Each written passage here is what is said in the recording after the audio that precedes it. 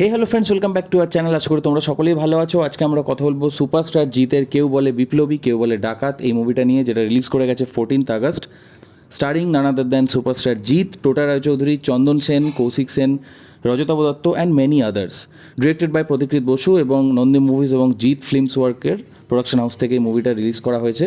তো স্টোরি নিয়ে যদি বলি, 1960 সালে অনন্ত সিংহের মানে কিছু কিছু ইনসিডেন্টের ওপর বেস করে এই গল্পটা লেখা হয়েছে।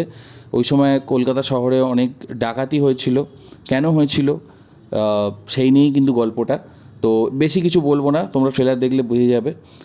স্ক্রিন প্লে কিন্তু খুবই সুন্দরভাবে লেখা হয়েছে, খুব সুন্দরভাবে ডিজাইন করা হয়েছে। নন লিনিয়ার স্ক্রিন প্লে, দুটো প্যারালাল টাইমের গল্পকে দেখানো হয়েছে, মানে একটা হচ্ছে প্রি ইন্ডিপেন্ডেন্স, একটা পোস্ট ইন্ডিপেন্ডেন্স। খুবই ভালোভাবে স্ক্রিন প্লেটা লেখা হয়েছে।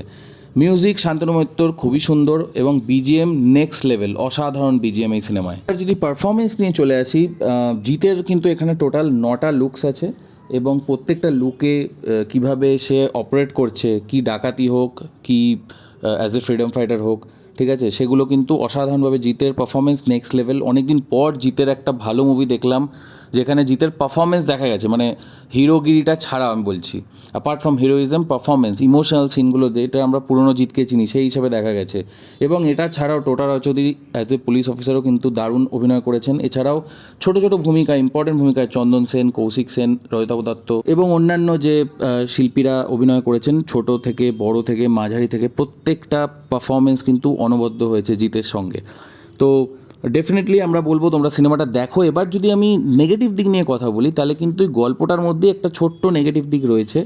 সেটা হচ্ছে, তোমরা যখন সিনেমাটা দেখবে তোমাদের মনে হবে এই এই মানে সিনেমাটা অনন্ত সিংহের কিছু লাইফের ইনসিডেন্টের ওপর বেস করে করা হলেও এটা যেন আমরা কোথাও দেখেছি।